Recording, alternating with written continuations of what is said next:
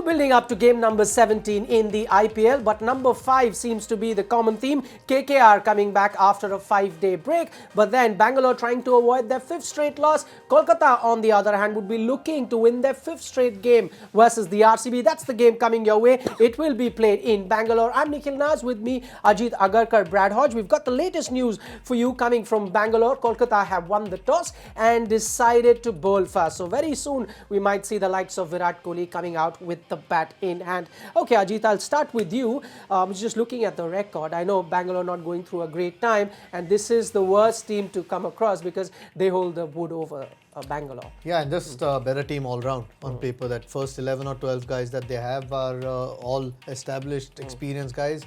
To top it all, Virat Kohli's lost the toss, so he's going to have to post a total which his bowlers have a chance to defend. So, yeah, not a lot going for RCB right now, but this is the time when your big players need to stand up, and he's clearly one of the big ones. All right, he's lost the toss, but the good thing is, I'm just looking at the match report. McCullum was out with the match report. He believes it's a hard wicket, so about a 200 plus sort of a wicket. That may just suit Bangalore, because if it was a turning slow track, that would go in KKR's favour. Look, they need to get something right, don't they, the RCB? So hopefully the batting conditions are good. We've seen last night match in particular where the pitch wasn't so good, and there were some errors made. So we want to see good facilities. Usually Bangalore is good for batting, let's be honest. There was only one season there where it struggled with a little bit. But look, they're going to need a big total. They need to get something out of their batting unit. It's been a little bit spasmodic, little bits of pieces here and there. Bowling unit's been the same. They just need it all to gel on one night. You know, I mean, you can lead that. Hopefully the fielding unit's up and about. They've seemed to be a little bit flat in the last couple of games. So you can start things there. So hopefully it rolls well from the RCB tonight. Okay, we'll take a look at the playing 11 of RCB. 2 changes for them. Hetmeyer has gone out and Tim Southee comes in. And then you've got Negi, the Pawan Negi, the all-rounder, coming in for a bowler in Umesh Yadav. Ajit, that Tim Southee change was expected. Hetmeyer wasn't in great form and they needed to strengthen their bowling. Yeah, but I don't know. I mean, you've put so much money into one player because you think he has a potential. Yeah, hasn't had a great start, hasn't looked good. I don't know whether it's a wise thing to do to leave him out. I mean, how would you have drafted Tim Southee? I know it's a difficult thing to leave Moeen Ali out, because it seems like Moeen Ali is hitting the ball better than Hetmeyer at this point. That's the problem with them. Not enough guys performing well, but at least Southee's inclusion is a good one. Yeah. Not sure about Negi though. I mean, I don't know why Washington Sundar is not in favour. I feel at least his bowling, I'm not sure. I mean, unless the ball grips the surface, I don't know how much Negi is going to bowl on this particular one. And both both Washington Sundar and Negi bat as well. Yeah.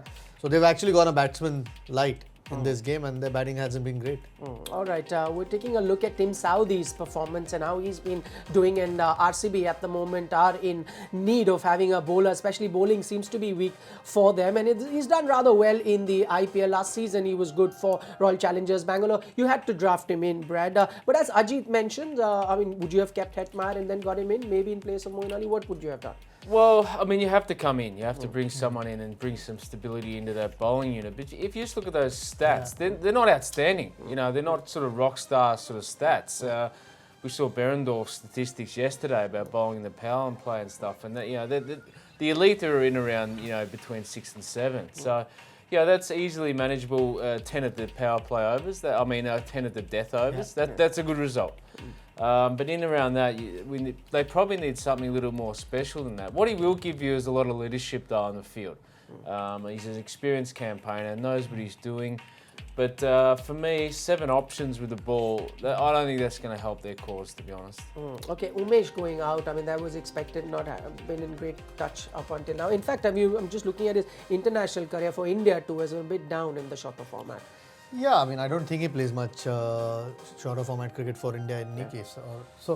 It's one of those things, casualty, basically. Another one, Dubey was in the last game, Hetmeyer and Umesh Yadav in this one. Basically, when you're not winning enough games, there are always things that a captain or the team management looks to improve, and unfortunately he has to miss out. I'm not, again, for everyone that's saying that's a good pitch, whether Negi is a right replacement, we'll have to wait and find out. I mean, I know they've included Southee, who's another quick, and that's why they've had to include an all-rounder.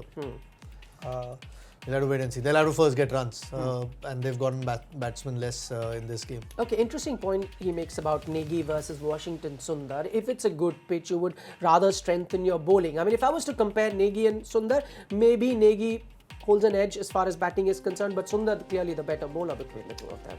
Well, he's batting at number 7, and then you've dropped the batsman, so you're looking for runs from your number 6.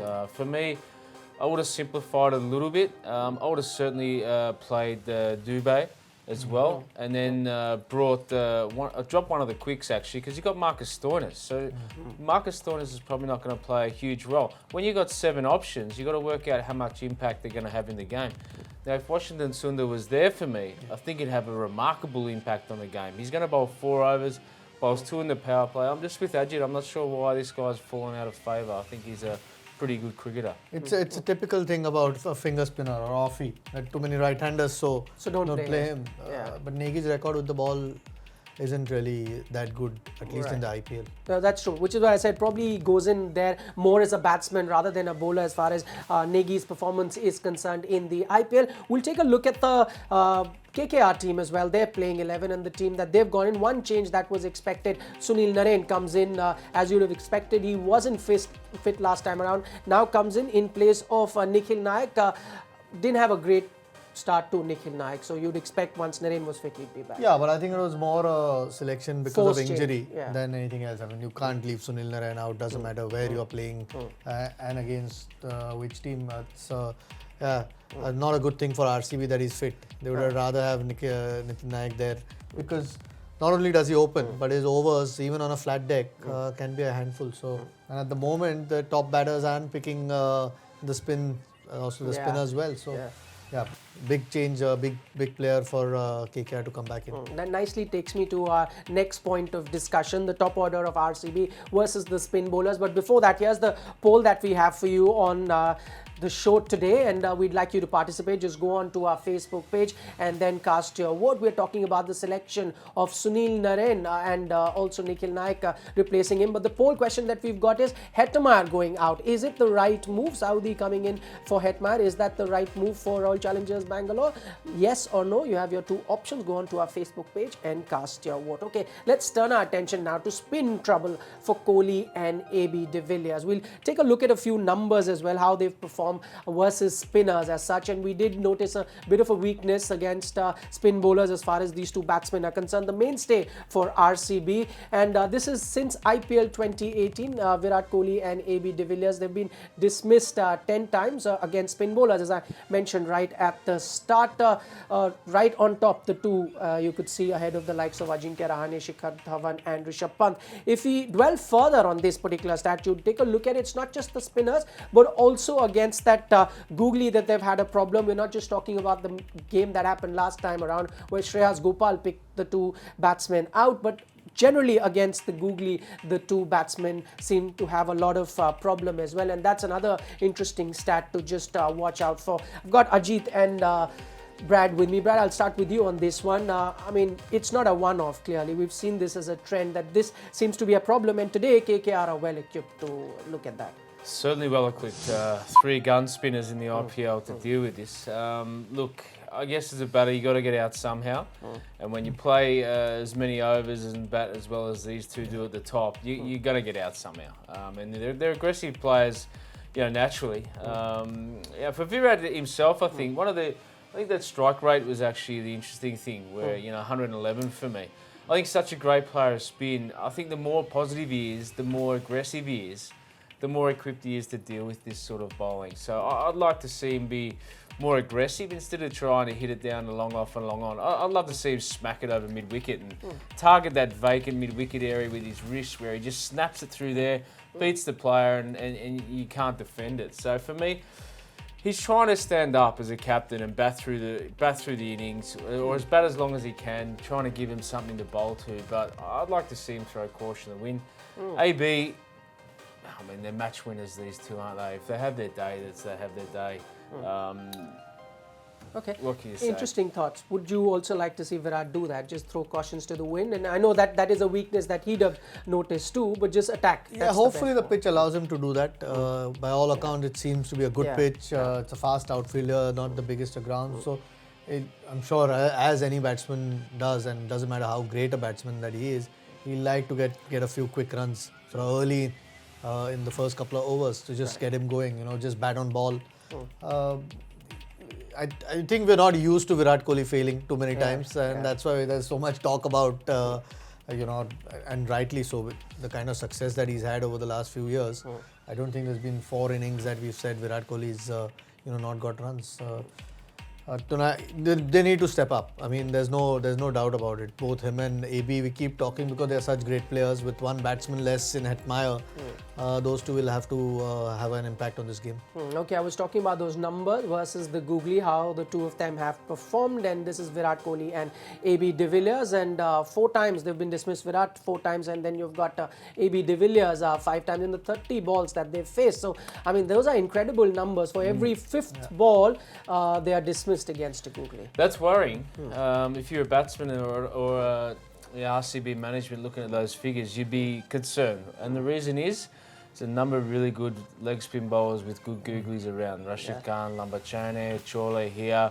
Every team you go to, they're going to be faced with this problem. So they're going to have to find a recipe very quickly to be able to deal with this. Whether it's another player at the other end trying to hit those guys out of the attack. So maybe a bit of partnership batting might give these guys some relief. As Ajit mentioned, this is the right place to find that recipe. The conditions on offer today. It's a great place to bat. I mean, there is no better place in India than Bangalore to get out there and mark centre. It's a beautiful wicket, short boundaries, and the crowd goes nuts when you hit a 4 or 6. Doesn't get any better than that. Okay, let's talk about the top order of Kolkata Knight Riders. Now, we've spoken about the top order of Royal Challengers Bangalore, the weaknesses that they have against that incoming delivery. But what about Chris Lynn? Now, he's one area of concern, you could say, for Kolkata Knight Riders. They've been in good form up until now, losing just 1 game. But Chris Lynn right on top. This is the least strike rate in IPL 2019, and he's there at 94. Brad, there's been a drop in that strike rate. Well, just 2 seasons ago, he was a different player. Not quite. Yeah, even last year, I don't think he was the player in which the Kolkata Knight Riders expected him to be. In fact, he's riding a little bit off what Narayan's presenting the other end. You can see that partnership clearly. Narayan's at the top, so they don't bowl spin to Chris Lynn early, and Narayan's sent out there to try and whack the spin out of the attack. What Chris is not doing is getting the quicks away. So normally he's dynamite at getting the quicks away, but everyone's actually bowling really smart to Chris. They're keeping it out of that baseball hitting zone. And he just hasn't got going yet. But look, not a huge concern for KKR. Why? Because they're a good side and they can continue to win. If he was in the RCB side, at the moment he'd probably find himself out of the 11. That's how it rolls in the IPL. So they can afford to give him a lot more luxury at the top of that order with KKR than any other team. Yeah, that's exactly it. I mean, when you're winning, you want, and you know what an impact that player could have once he gets into form. So you can keep pushing a little bit till he finds form. And at some stage, he is going to find some runs in this competition. We'll take a look at Chris Lynn's number. As we were saying, that breakthrough season that he had was outstanding in 2016, and then ever since that, it's been a major drop. You could look at that average as well as that strike rate. That's stark there from 173 to 126. Do you reckon? I mean, I remember he had a major injury, the shoulder injury. Have we seen a different version of him after that injury affecting his stroke play? I think the more any player possibly does affect him. I think Brad might be able to tell us a bit better, but also people know what he does. Bowlers know what he does now. It's when you come for the first time, you're a little bit surprised, or you take a bit of time to see what a player can do, particularly against spin. In India, I think, and the guys, like he said, are staying away from his zone where he's strong, his arc, and making him work harder for his runs. So clearly a drop. He still has the ability to win games on his own. At the moment, though, the bowlers seem to be bowling well to him. I can see that. Their 9.1 runs per over is what Kolkata was scoring at in the batting power play in IPL 2018, the best amongst all teams. This year, it has dropped to 7.6, and I'm assuming that it's all down to that fall in strike rate for Chris Lynn as well. You must have noticed him in the BBL as well. How did his BBL go? It's been out of favour of the Australian team. Is he trying that extra hard to make a return to the Australian team? No, I don't think playing for Australia is in the forefront of his mind at the moment. I think he's very much in a T20 mode and a T20 player. He believes himself that he's a franchise player from here on in. So if he gets the opportunity of representing his country, I've no doubt he will. But there's probably more ambitious people in Australian cricket that want to achieve more for their country than Chris. You know, what is he? Yeah, BBL. He was good. Yeah, form was fine. It dropped a little bit at the end. I mean, Brisbane Heat haven't really had a lot of success at all, to be honest, over the course of their journey. But for me, yeah, this is a good environment for him. He's got the luxury to go and play the way he would. I'd like to see him come out and both him and Narayan have a play with a little bit more kamikaze. That's what they bring to it. Just swing the willow hard. If you get it in the middle, great. I mean, look at the players behind him. Shubman Gill, Rana, Karthik, Russell. You're sorted. There's no problem. And against the attack, which is already under pressure, might not be the worst thing. Yeah, and also the team is doing rather well. So this is that time that he could really throw caution to the wind and get that quick start for his team. We'll take a look at that first poll that we had on our show. We wanted to know Hetmeyer going out, Tim Southee coming in. What did you make of that change? 100% believe it's a great move to have got Southee in for Hetmeyer. Obviously because bowling for RCB wasn't looking great, and that's the reason probably why fans have voted the way that they have. The next poll that we've got on our show, you can cast your vote on this too. Who will win today? It's easy peasy. Bangalore or Kolkata? Pick your winner. Why do I have a feeling most are going to pick Kolkata, just going by the trend that we've had in the IPL so far. Okay, looking ahead to this game and how the match may just pan out, we're talking about Kuldeep Yadav, and as we're saying, he might just be very, very crucial for Kolkata, especially when they come up against the likes of AB de Villiers and Virat Kohli. The question there, Ajit, to you, is Kuldeep becoming predictable? We've seen that last match, good performance, but the last 2 overs before that has been a shadow of himself. Not really. I think you're being a bit too harsh on him. Bowls, he is a wrist spinner. There will be times, I mean, like any bowler in this competition, the fact that you play 14 games, you're going to have a few bad games or a few bad overs. It's how you bounce back, and he clearly showed that he can make an impact on that game, even after going for... That's a quality that you look for in most bowlers. 1 or 2 balls change how you look as a bowler in that particular game, and he's clearly... And we've seen for India. I mean, those are not bad numbers. I mean, it's... And 4 games, really? He's brave enough to bowl in difficult situations, doesn't mind tossing the ball up, has lots of guile, obviously. So no, I think you're being a little bit harsh on him. Okay, I was saying numbers made to look good based on those last 2 overs that he bowled. I mean, if it wasn't for those 2 overs, maybe. Just look back to that 3 games, wasn't as expected. I'm just looking at from since 2017, how did he go? I mean, you can take a look at that.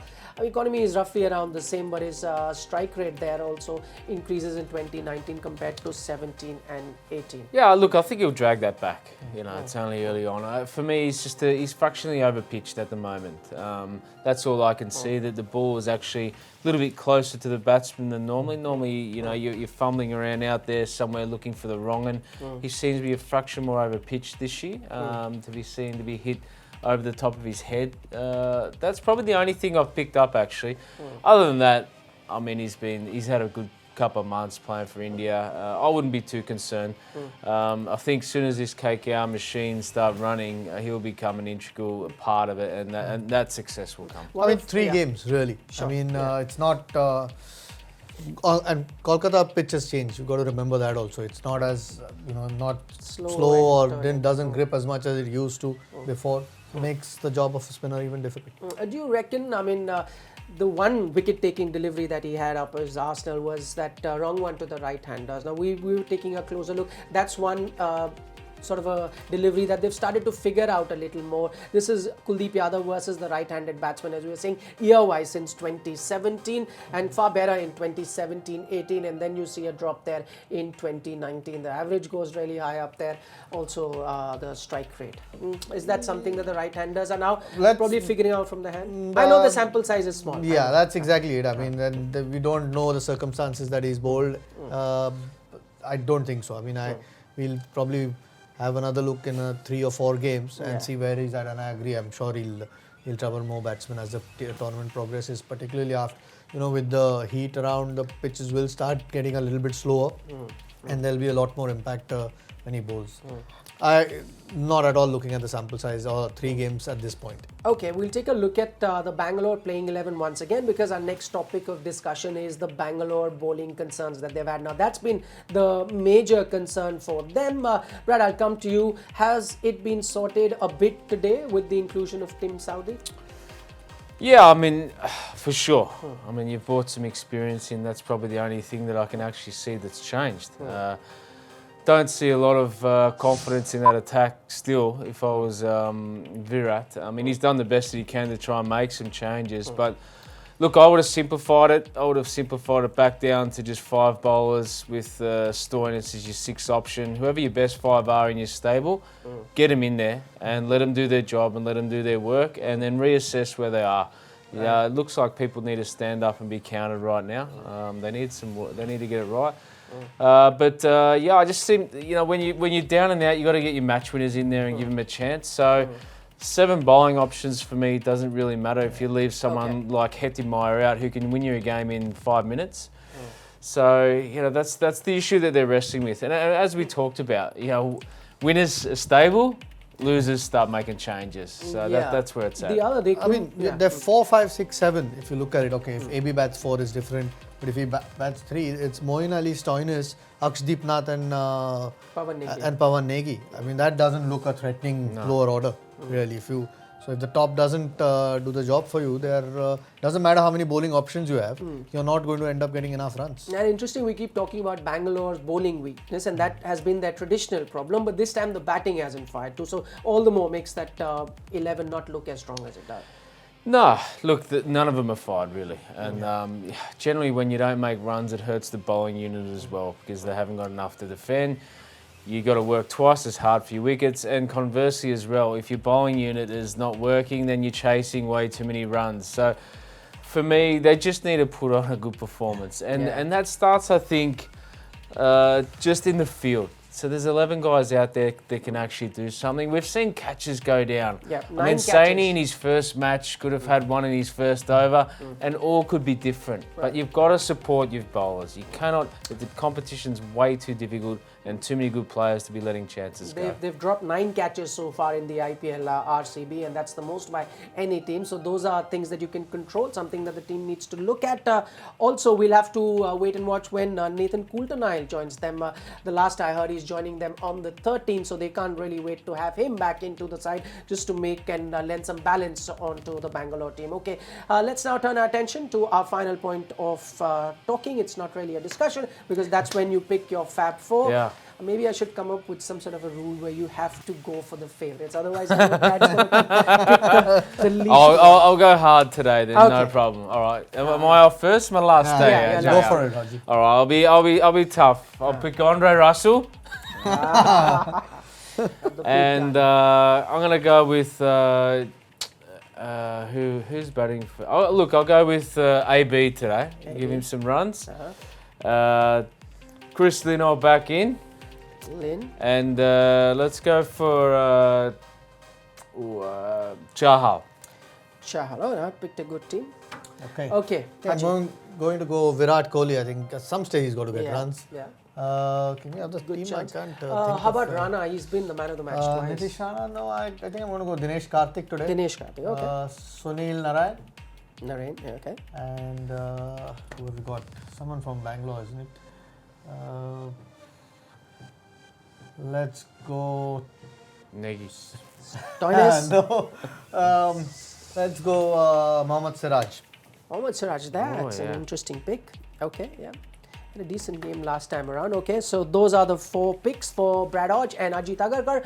Before we end the show, here's a look at the second poll result that we asked you. It was a simple question. Who do you think will win today? And as expected, 60-40 in favour of Kolkata. Let's see how that particular match pans out. Thanks so much for joining us. You are watching ESPN Cricinfo Matchday.